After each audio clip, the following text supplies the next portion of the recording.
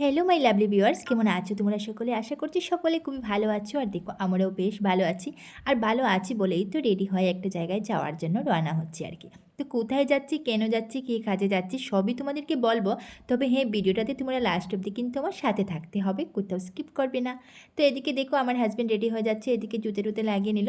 আর এখন আমিও জুতোটা লাগাবো। তবে কী বলো তো, এই শীতকালে বাইরে জুতোগুলো রাখলে কি হয়, মানে বাইরের সব ধুলোবালি এসে যতই তুমি পরিষ্কার করে রাখো না কেন জুতোগুলো, মানে এসে ধুলোবালিগুলো পুরো বসে যায় আর কি।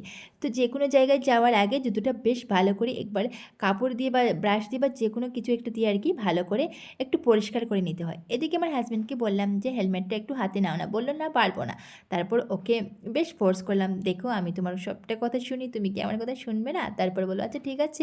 মানে একটা কথা একটু ফোর্স করলেই হয়ে যায় আর কি, তখন যেগুলো কাজ না করার সেগুলোই কিন্তু আমাকে করে দেয়। তো যাই হোক, এবার রেডি হয়ে গেলাম। আর এদিকে আমার হাজব্যান্ড বলছে আমি নাকি 4 ঘন্টা থেকে রেডি হচ্ছি।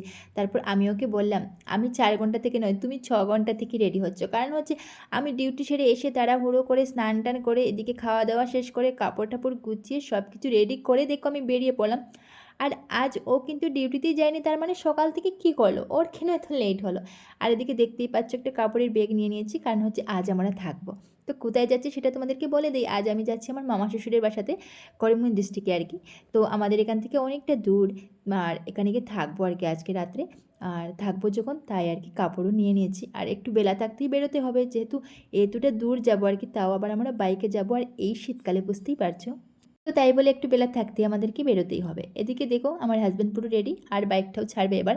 তো গেট খোলা, গেট লাগানো সব কিছু আমার কাজ দেখতেই পেলে। প্রথম তো ঘরের ওই দরজাটা আমি লক করলাম, এবার গেট খুললাম, গেট আবার লাগাতেও হবে আমাকে। তবে কি একটা কথা জানো তো, কিছু কিছু ছোটো ছোটো কাজ আছে আর কি, যেগুলো আমার করতে একদমই ভালো লাগে না।